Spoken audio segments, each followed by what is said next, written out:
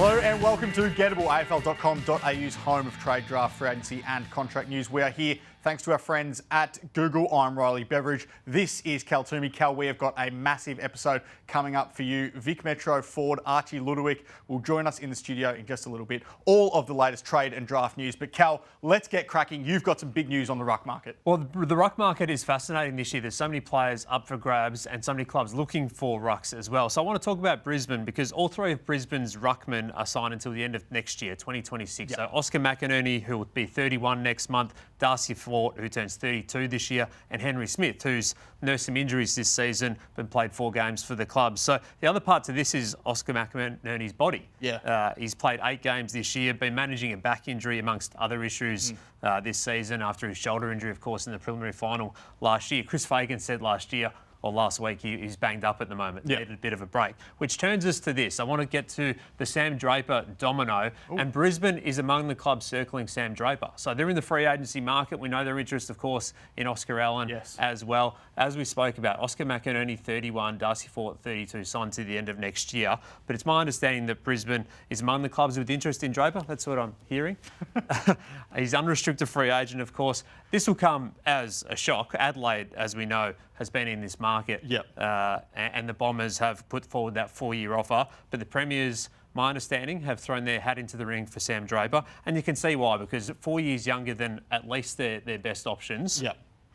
He's someone who could fill that next gap. And obviously, he recently had to ruck Eric Hipwood as well. So stay in Melbourne, go back to South Australia or now Queensland. The options are opening up for Sam Draper. There's a lot of ruckmen that are potentially on the market as well, Cal. There's heaps. He's one of 10. Let's have a look at him. There we go. I'm lost. I'm locked in ruck world. Here's Sam Draper. Tom De Koning, well, we think he's on the move. Riley O'Brien, unrestricted free agent, wants multiple years. Rowan Marshall, what happens to him? I think there's real clubs coming for him if TDK does go there. These two, well, one of them's on the move, we think, don't they? Sean Darcy, Luke Jackson, Nick Bryan out of contract, Max Ramsden, Peter Laddams, and then Darcy Cameron. Max Ramsden, there's clubs that look at him. We could have kept going. We actually couldn't fit any more 200. It's a big merry-go-round you're fitting them all on. Yeah, that's a big merry-go-round. So that's the ruck market as it stands. Plenty more to come, but stay tuned on the Sam Draper decision. As we've been speaking about in recent weeks, he's seriously considering what he does next year. It's not a lock that he's at Essendon. Yeah, he's going to be one of the biggest free agents to watch in the back half of the season.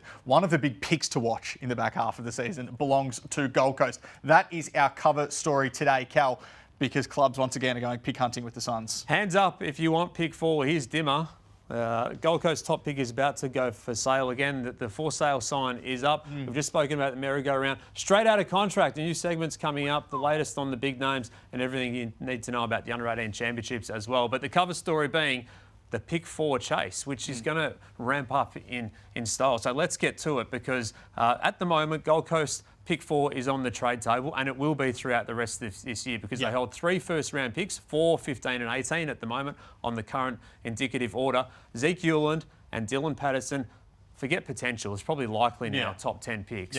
Particularly Zeke, and I think Patterson is definitely in that range as well, which means that this could be 2023 all over again when the Western Bulldogs used 3 first-round picks to get pick 4, which turned into Riley Sanders, and also points out of that as well. So this is going to be the case because if Gold Coast holds pick 4, the bid will come at 1, 2 or 3. There is no other way around it. That will happen. So they will have to get rid of that. At the moment, of course, pick 4 is tied to Port Adelaide's picks as part of that Houston Lukosius deal last year. And pick 18 as well, their last of those picks is tied to Collingwood as part of that same deal. Yeah, and they've set themselves up beautifully for this. This has been designed not accidentally. This has been done over time, and this is their whole picks hand this year. So they have a number of selections, pick 4, pick 15, pick 18, pick 33, 57, 69. They're going to have to be creative with that. They have those 2 guys at the top end. Then there's Bo Adensul, Kobe Coulson a little bit later on.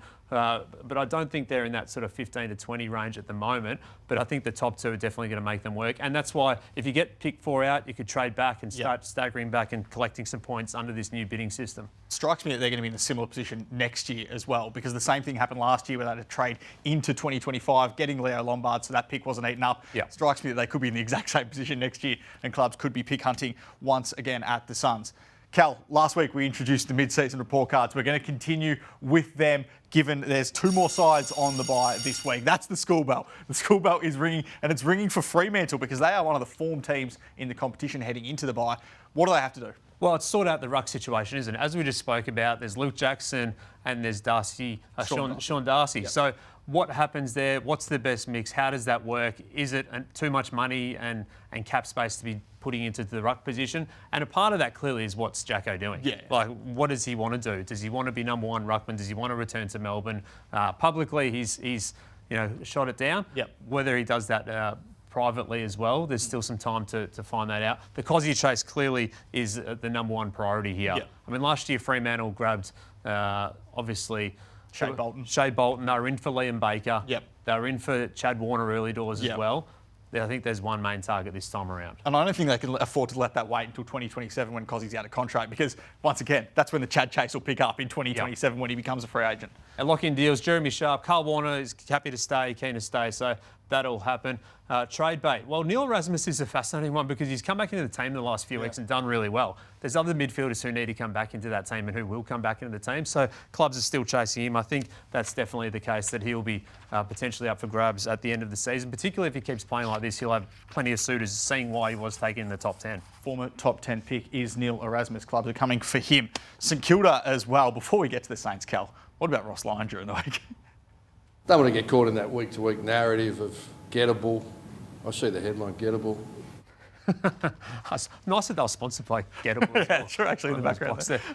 Good that Ross is watching. Let's flip over to the St Kilda priorities for the end of the season, if we can. Bang. Sign Naz, sign Naz, sign Naz, sign Naz, sign Naz, sign Naz. Well, being a little bit facetious, but that's the reality. It's pretty close. Let's get to the one we're actually going to do. Sign Naz is clearly the top item. Still no movement there. Not expecting there to be much movement for a while yet. Both SA clubs are going big and strong, as we've been speaking about all the way through. Josh Gabelich had the exclusive interview with Isaiah earlier this week. Great that the Saints put him up to speak. And he said all the right things. Whether he follows through in terms of the contract anytime soon is maybe another question, but the cards are being held very close to Naz's chest. Does it get close to that $1.3, $1.4 million to stay? That would be huge money to stay at the footy club. Oh, I think it has to get close to 1.7 if that's what they're offering Tom De Koning. I think he's just as important to that football club as Tom De Koning will be over the next few years. Well, and it looks like he's coming at this point. Now, TDK can always wake up at the end of the season and say, nah, I'm staying. But the indications at this point, if you're holding off, you're not interested in talking anymore, then that's the way it's looking. Continue the Harley chase. Obviously, they're one of the clubs in for Harley Reid, and they're going after a lot of those significant players. I think that what the expectation would be that given the money that they've offered some of the other midfielders in the competition in the last couple of years, their offer would be as significant as anyone's for Harley Reid if he was wanting to come home. Miles Bergman gets linked. Lecalier, of course, they're interested over the last couple of seasons. Find another early pick. How do they do this? This is maybe the Marshall decision if TDK does come. And how they can squeeze another selection out of that, and if there's a taker for an early selection. And then there's sign the future. We've spoken about this. Darcy Wilson, 1 more year. Mateus Filippo, 1 more year beyond this as well. The offer's there to sign Filippo up to free agency. So I think that'll be something that carries a little bit more weight in the second half of this season. All right. Under-18s championships, they continued on the weekend as well, Cal. We're going to run through some vision of what happened on the weekend because South Australia just managed to get over the line against the Allies. Yeah, they did. And let's look at the score because it was a really good game, one of the best we've seen in recent times. The Allies just falling short, 7 points to South Australia. South Australia were really, really consistent across the game and started off the carnival with a bang. Let's look at some of the highlights because Aidan Schubert, he was a standout, 194 centimetre tall forward, hit 4 goals, 2 from 7 marks and 13 disposals. So he really controlled proceedings for SA, averaged more than 2 goals a game for the Central's under-18 team leading into the season. But I thought his marking, his presence in attack was really, really good in it, and he finished well as well. So he was a standout. Our man Mitch Marsh. The Bison. The Bison, that's in the more Schubert there. The Bison, the mini Bison, he's so classy and clean in attack. He reads the ball well in the air like that. He kicked 4 goals, 2 from 8 marks. He was a threat throughout, and I just love the way he can hit the footy in his kicking. Like, it's penetration. Yeah, that was a set shot right in front, but it's the way it sails through. It's the style of it. And again, like this, his ability to know where the ball is going to be and to be in the right spot. So he was very, very good. Harley Barker, one of his better games of the season, playing on the wing, forward line, kicked 2 goals. think we got, one goal here. 16 disposals, impressed with his coverage off the ground. He has a nice step and can produce a highlight as well. So that was really good from Harley Barker for SA. And another one, Noel Roberts-Thompson, NRT. NRT. He's a relation, of course, of Louis, midfielder forward who buzzed about throughout the game. So had 17 touches and caught the eye. It was a very good win for South Australia, just getting over the line, a close game all the way throughout. What about the Allies? Because Taj Murray was clearly the standout for them. He kicked 4 goals. Yeah, he's been dubbed the Slim Reaper. He's 199 centimetres tall and skinny, but Murray might be the most athletic big man in the draft. He was so exciting on Sunday.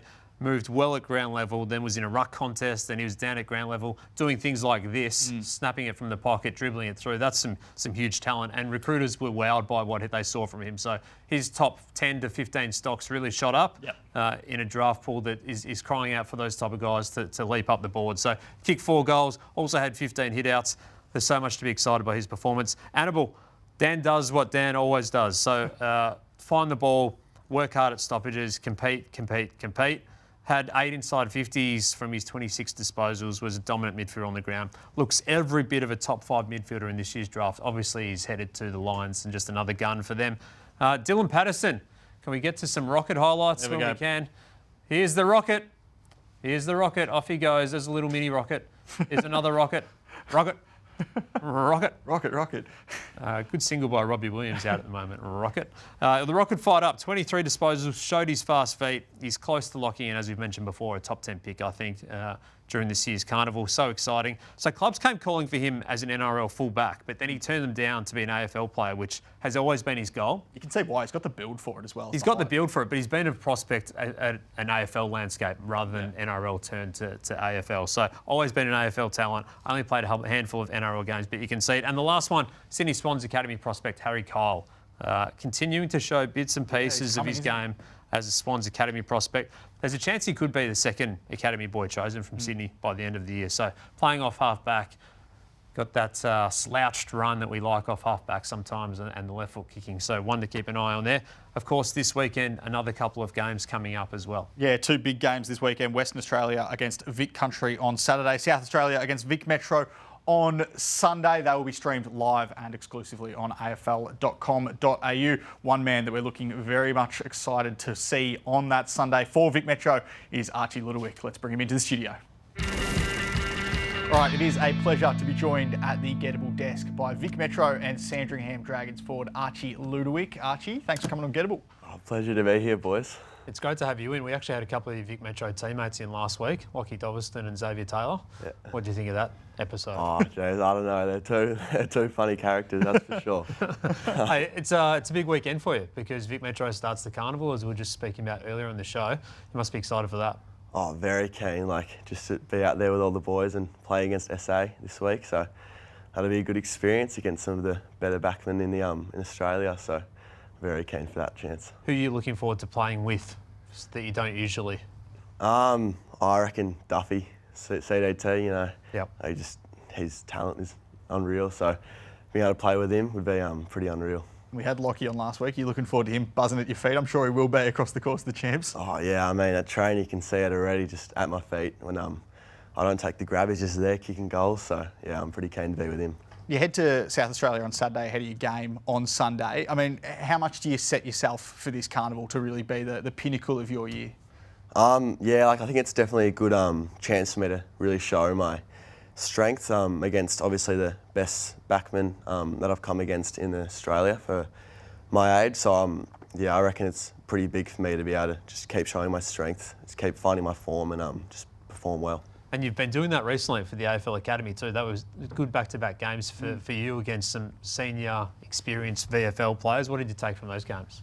Definitely a lot tougher. I was matched up against Noel Bolter for a fair bit. At times in the first game, and just seeing his strength and speed and just the level that you need to be at AFL was really good experience for me. And but yeah, being able to show my strengths helped out a lot. I managed to find a couple of marks which I was pretty happy with, and yeah. You've been doing that throughout your whole season, starting of course with the 5-goal game earlier this year for Sandringham Dragons. You've dominated some school footy that I've watched as well for Brighton Grammar too. So tell us about your start to the season with the Dragons here and what you wanted to achieve in the early part of the season. Yeah, well, first game I played wasn't quite as strong, but I was very happy to be able to bounce back and get that 5-goal game. It was really what I wanted to show. I wanted to be able to show my strength this season and just really show, especially off the back of some pretty poor form at the end of last season, just bounce back and show the people that really haven't been saying that as many nice comments on me, just show them that I can play and I still have that talent.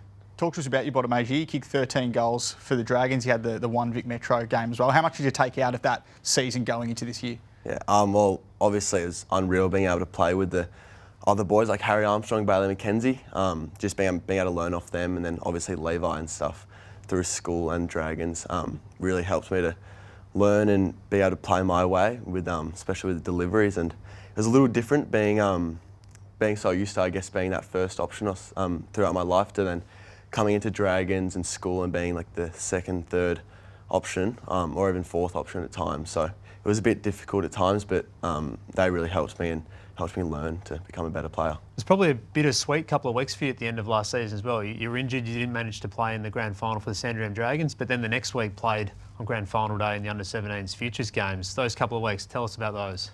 They were pretty tough. Like, I was battling a bit of form, as I said, towards the end of the season, and then to get that coccyx injury in the last week before the game was pretty flattening. But then being able to come back and play in the futures game was very exciting and very keen with that. So I was very happy with that. And you kicked the winner on grand final day as well. Talk to us about what was going through your head at that stage. Dom Sheed-like. I was like, I haven't kicked a goal a day. I had a bet with my dad on that I had to kick a goal on the day on the MCG. So I was pretty happy to get that. It only just snuck in. But what was the bet? Oh, it was just kick a goal on grand final day. I think I get $20 or something. I guess for the rest of my days I can say I kicked a goal on grand final day, kicked the winner on grand final day. Don't have to add any more context on that. Very true. That's good. Is Aaron Cadman a player you watch closely? Because it feels like he's someone that, obviously a number one pick a few years ago, but is coming into his own at AFL level, has some similar attributes to you. Is he one that you do study closely? Yeah, I find him to be a very similar player to me with I guess his height, his athleticism, not like the biggest body, but so he's still pretty big. But I really think I model my game off him a lot, and he's very similar to me, just that run and jump kind of player, and getting up the ground a fair bit. He's someone I look at a fair bit. And what about the St Kilda key forwards as well? Because you spent some time training at the Saints as part of the AFL Academy earlier this year, and you're a Saints man. How was that experience, and who did you lean on closely there? I really leant on the key forwards, so obviously Max King and Mitch Owens. Mitch Owens took me under his wing, which was good. And being able to learn off Max King and get to know how he plays a bit more, being that sort of player, it's a bit of a run and jump. They were unreal, and they gave me really good advice. Max King, I know, said to me, just take every game one at a time this year. So I've really lent on that a fair bit. There's been some good products come out of both Sandringham Dragons over the last couple of years and Brighton Grammar. I mean, obviously Levi Ashcroft was a top pick last year who played both levels. I mean, how much footy did you play with him, and how much did you learn from him over the course of last year? I played with him through my year 10 at school and last year with Dragons and, Vic Metro game and then also school again. And being able to lean on him a fair bit, he was always giving me advice, helped me out. He was pretty big for me. And same with, the Luke trainers, Harry Olivers, Bailey McKenzie's, all them, and Josh Joel and Lenny Hoffman. Having, being in their sort of area and being able to play with them and learn off them was just, unreal. How high do you want to go? As high as I can. At the end of the day, just want to be in the top 60, but if I can get as high as I can, then I'll be very happy. Is that something driving you throughout the next few weeks as well? Yeah, being able to perform my best and play my best, and hopefully at the end, the main goal is to make the Australian team.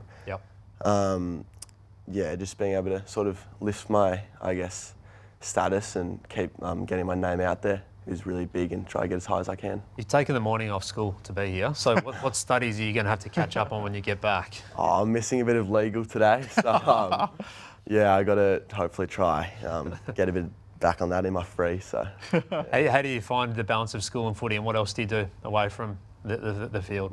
the balance is pretty tough because I got Dragons on basically, or Metro, or school on basically every day of the year. So it's pretty tough, but I use my frees to my advantage a bit.